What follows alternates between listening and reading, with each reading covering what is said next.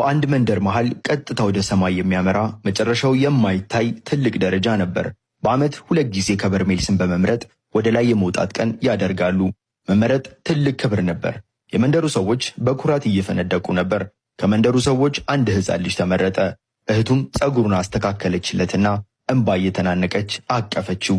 እሷም በተመረጠች ጊዜ እንደገና ታየዋለች። ሽማግሌው ደረቱ ላይ ተጭኖ ለጥቂት ጊዜ መረመረው።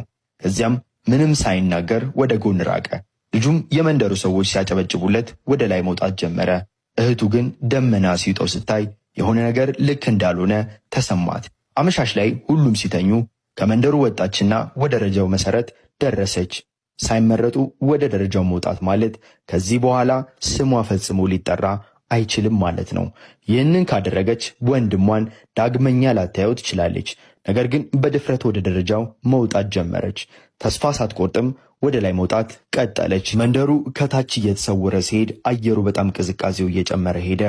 የሆነ ትልቅ በር አገኘች። ስትከፍተው አናፍርበትም። በኢየሱስ ሰው በዘመዱ አያፍርም፣ በጓደኛው በትምህርት ደረጃው አያፍርም።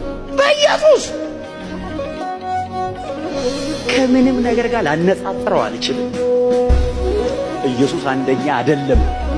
ለአይነት ራሱ አንድ ነው ያለው። ብቸኛ ነው።